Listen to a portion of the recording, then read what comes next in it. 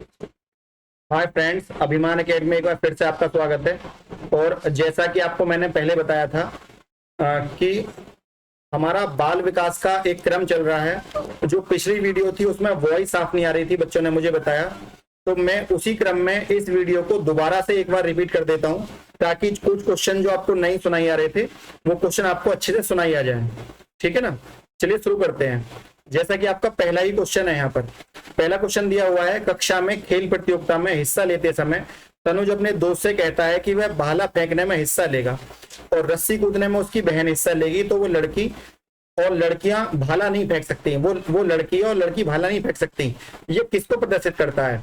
ये gender constituency, gender equality, gender equity या gender stereotyping, मतलब जेंडर रूढ़िवादिता को शो करता है। देखिए, ये एक रूढ़िवादी सोच है कि लड़कियां ताकतवर हैं, लड़के ताकतवर हैं और लड़की नहीं है, तो लड़की भी भाला फेंक सकती है। आपने देखा होगा कि ओलंपिक गेम्स में सभी भाग लेते हैं, तो जेंडर रूढ़िवादिता का ये उदाहरण है। तो इसका आंसर जो हो जाएगा हमारा, क्या हो जाएगा? इसका आंसर हमारा हो जाएगा 4। अगला जो क्वेश्चन है वो है अपसारी चिंतन, मतलब while divergent thinking convergent thinking में क्या अंतर है? अपसारी चिंतन क्या है और जबकि अभिसारी चिंतन क्या है?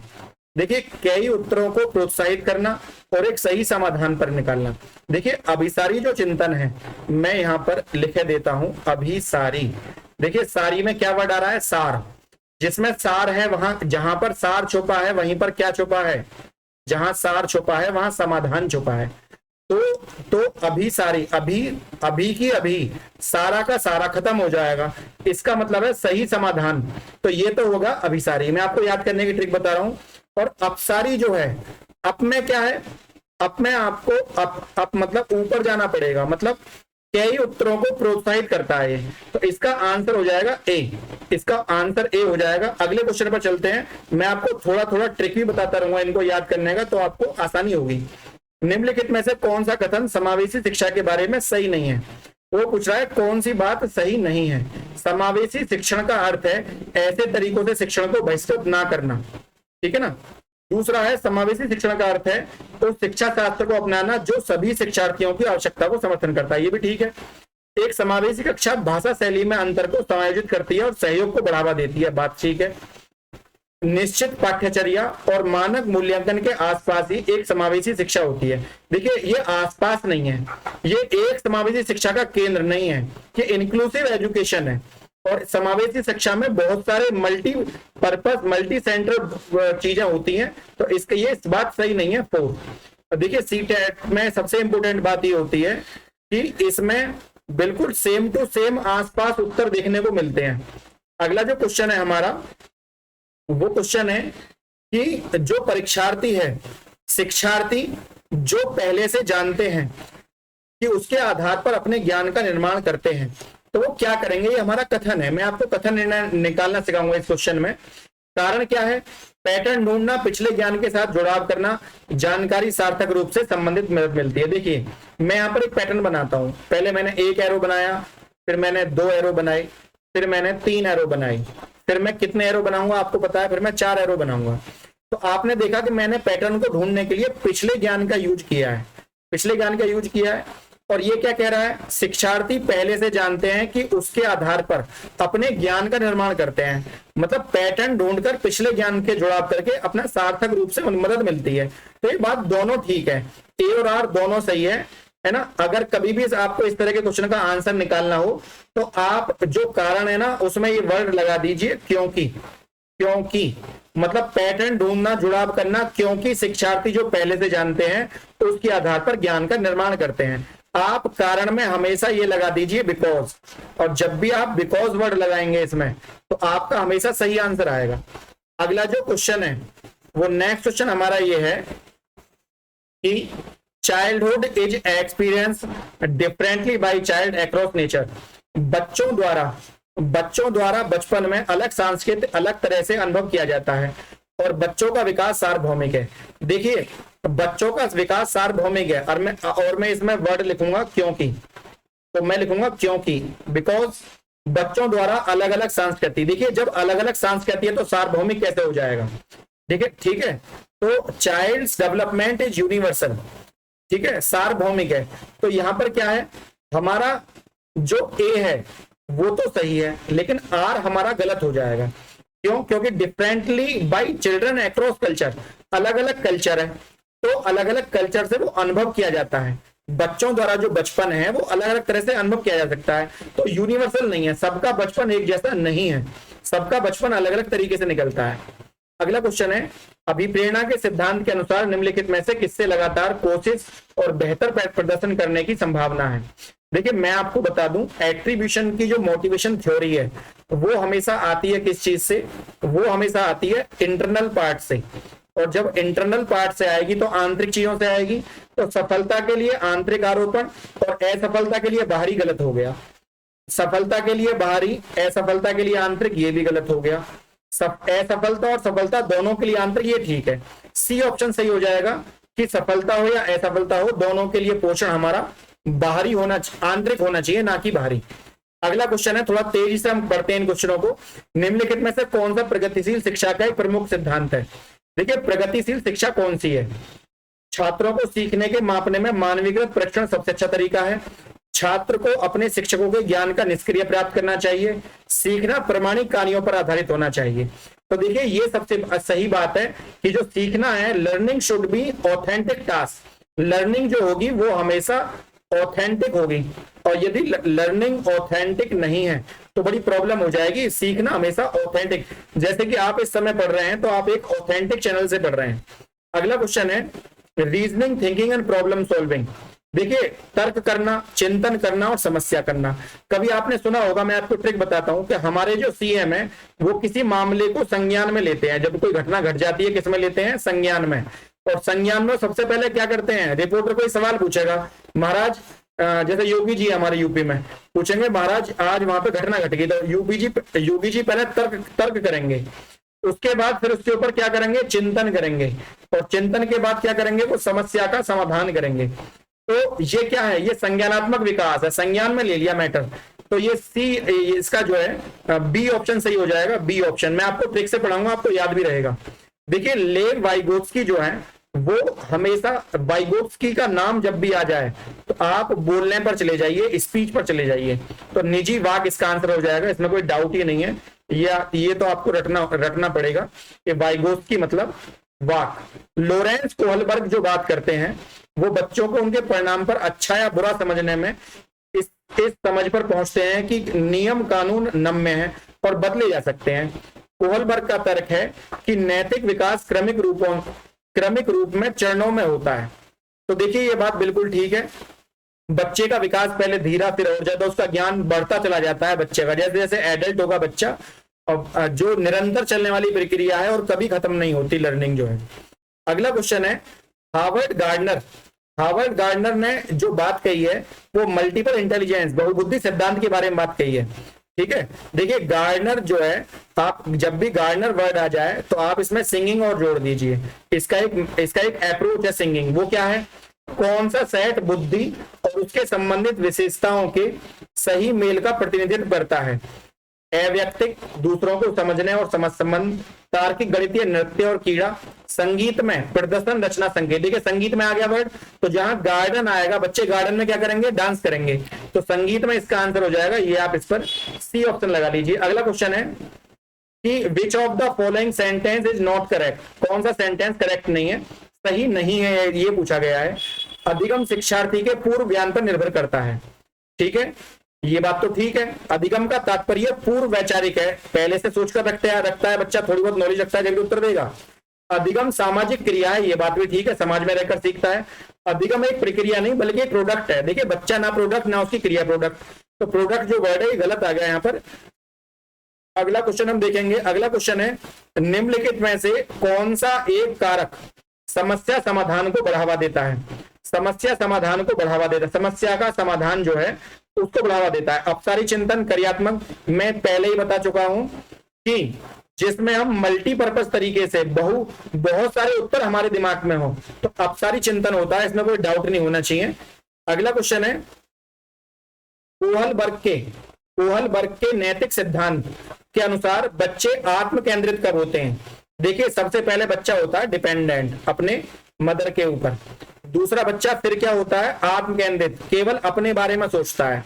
बच्चे का ये जो है, ये सेकंड स्टेज का फर्स्ट लेवल है, ये इसका सेकंड स्टेज है। और लेवल कौन सा है, पहले स्तर के दूसरे चरण में, सेकंड स्टेज और फर्स्ट लेवल। फर्स्ट लेवल तो ये बच्चा इसमें जो है केवल अपने बारे में सोचता है। बच्चा रोएगा, दूध मांगेगा, उसे मतलब नहीं है कौन कहां से क्या है, भूख लगेगी तो रोएगा बच्चा, ठीक है, डिपेंडेंसी है। लेकिन इसके बाद वो केवल अपने बारे में सोचेगा, मुझे टॉफी चाहिए, मुझे चॉकलेट चाहिए।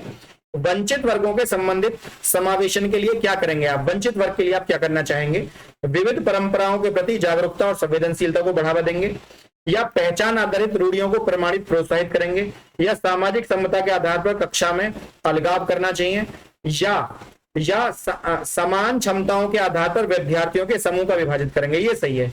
अगर बच्चे की वंचित वर्ग है तो यदि उनकी क्षमताएं समान है तो उसके आधार पर आप समूह बनाएंगे कि इन बच्चों को, अगर ये प्रॉब्लम डिसलेक्सिया की प्रॉब्लम है तो डिसलेक्सिया वाले बच्चों का एक ग्रुप बनाएंगे अलग से और उन पर आप फोकस करेंगे, है ना। अगला क्वेश्चन है, उपयोगी प्रतिपुष्टि एक विशेषता कौन सी है, ठीक है। उपयोगी प्रतिपुष्टि के बारे में पूछा गया है, कैरेक्टरिस्टिक ऑफ इफेक्टिव फीडबैक। देखिए फीडबैक क्या है, यहाँ पर एक इंसान है, यहाँ पर ये दूसरा इंसान है और ये इससे कम्युनिकेट कर रहा है। तो कम्युनिकेशन में हमको क्या सिखाया जाता है, when one person communicate to other person and other person give any type of feedback, that's called by communication, that's a complete feedback। तो जो फीडबैक होता है हमारा, फीडबैक वो होता है जब तक पहले वाले ने जिसने बात कही वो दूसरे वाले के उत्तर को समझ ना ले कि उसने क्या कहा है और वो उसके उत्तर से संतुष्ट हो या असंतुष्ट हो, लेकिन उसको बात समझ ना आ जाए, वो फीडबैक होती है। अब हमें इसमें उत्तर देखना है कि इसकी विशेषता क्या है। यह केवल कार्य के अंत में दी जाती है, बात तो सच है, लेकिन विशेषता पूछी है उसने। यह व्यापक और सामान्य होती है, ये बात भी सच है। यह केवल परिणामों पर केंद्रित है, ये बात भी सच है। यह सामयिक है और विशिष्ट होती है, ये बात करेक्ट है इसकी। देखिए फीडबैक, अगर किसी ने आपसे पूछा है एक गिलास पानी दे दोगे, और कोई बच्चा जो है कोई ना तो हाँ ना तो यस कहा ना नो कहा, और टाइमली उसका फीडबैक, अगर टाइम से फीडबैक ना मिले तो वो भी गलत है। तो टाइमली हो और स्पेसिफिक हो, इसका आंसर 4 हो जाएगा। ऑप्शन सारे करेक्ट थे, लेकिन उसने आपसे कैरेक्टरिस्टिक पूछी थी, विशेषता पूछी थी। अगला क्वेश्चन है, समीपस्थ सिद्धांत। समीपस्थ सिद्धांत कहता है कि शैशवावस्था में क्या होना चाहिए। देखिए इसका आंसर ए हो जाएगा, क्योंकि अंग जो है जैसे हाथ और पैर की तुलना में ज्यादा तेजी से बढ़ते हैं। मतलब हाथ और पैर जो हैं वो तो हमारे धीरे से बढ़ते हैं, लेकिन जो हमारे हाथ और पैर तो हमारे धीरे से बढ़ते हैं, लेकिन हमारा जो बाकी अंग है वो हमारे तेजी से बढ़ते हैं किस अवस्था में। तो ये आपको आप इस चीज को आप याद कर लीजिए। अगला जो क्वेश्चन हो जाएगा हमारा, अगला क्वेश्चन है, विद्यालय पाठ्यक्रम में विद्यार्थियों को सांस्कृतिक ज्ञान को उचित स्थान और मूल्य देना चाहिए। तो ऐसे में हमें क्या क्या करना है, ठीक। तो विद्यार्थी पाठ्यक्रम को, विद्यार्थी में सांस्कृतिक ज्ञान को उचित स्थान और मूल्य देता है। मैं इसको दोबारा रिपीट कर देता हूं, जो हमारा सांस्कृतिक है और उचित स्थान हमको चाहिए, तो हमें क्या करना होगा, उनकी सांस्कृतिक पहचान को बनाए रखना और समर्थन हमें करना पड़ेगा। तो देखिए यहाँ पर दोनों ही बात ठीक है। अगर आपको किसी की कल्चरल चीजों पर ध्यान देना है तो आपको उनको सही सम्मान देना होगा, ये इसका आंसर हो जाएगा, दोनों सही। अगला क्वेश्चन है, देखिए फिर आ गया नहीं वाला क्वेश्चन, कौन सा नहीं है, रचनात्मक मूल्यांकन कौन सा नहीं है। छात्रों के पूर्व ज्ञान को निर्धारित में एक नई अवधारणा की शुरुआत करना, छात्र और शिक्षक की अग्रगामी प्रतिपुष्टि करने के लिए कक्षा के दौरान किया गया मूल्यांकन भी होना जरूरी है। और एक मूल्यांकन कार्य जो मानदंड के एक पैमाने के अनुसार छात्रों की तुलना करने में सहायक है, और है ना, और एक आकलन एक छात्र के सीखने में गलत धारणाओं की पहचान करने में प्रयोग। देखिए बच्चे को अगर आप बताएंगे ये बात बुरी है तो ये बात भी करेक्ट है, लेकिन एक ही मानक पैमाना हो ये गलत है। तो ये बात ठीक नहीं है कि केवल आप एक ही स्केल से बच्चे की उसको जांचें। डिसलेक्सिया क्या है, देखिए डिसलेक्सिया, अगर किसी बच्चे को पढ़ने में कोई प्रॉब्लम हो रही है तो वो डिसलेक्सिया है, और किसी बच्चे को लिखने में कोई प्रॉब्लम हो रही है तो वो क्या है, वो है डिसग्राफिया। ग्राफ आप बनाते हैं, लिखते हैं, तो लिखने में डिसग्राफिया और पढ़ने में डिसलेक्सिया। तो रचनात्मक समस्या समाधान में कठिनाई तो ध्वन्यात्मक हो जाएगा। फोनोलॉजिकल प्रोसेसिंग है, फोनोलॉजिकल, बिल्कुल सीधा लिखा नहीं आएगा, घुमा के पूछेगा आपसे प्रश्न। वो निम्नलिखित में से किस प्रकार के प्रश्न की छात्र की जानकारी गंभीर रूप से मूल्यांकन करने में, योग्यता का आकलन करने में मदद करता है। किस प्रकार के प्रश्न एक छात्र की जानकारी को गंभीर रूप से मूल्यांकन करता है? गंभीर रूप से मूल्यांकन कब होगा?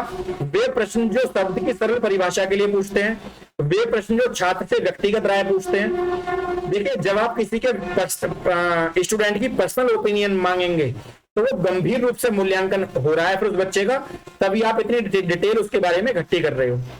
अगला जो क्वेश्चन है वो हमारा क्वेश्चन ये है कि जो इम्पेरिमेंट है उसकी कंडीशन क्या है और डिसेबिलिटी क्या है। देखिए, बाधिता जो है, ये अगर कोई बच्चे को कोई पोलियो है, कुछ प्रॉब्लम है, तो ये उसकी बायोलॉजिकल प्रॉब्लम है। और जो बायोलॉजिकल प्रॉब्लम है वो कौन से ऑप्शन में? ना इसमें ना इसमें, इसमें तो है लेकिन पहले यहां होना चाहिए बायोलॉजिकल, तो ये ठीक है, ये बायोलॉजिकल आ गया। और जबकि अक्षमता जो है, अगर कोई बच्चे को अक्षमता है, बाधिता नहीं है, अक्षमता है, कुछ प्रॉब्लम है, तो वो उसकी फंक्शनल है। उस जैसे बच्चा राइट हैंड से लिख रहा है, लेफ्ट हैंड से लिख रहा है, तो उसका फंक्शन ऐसा है।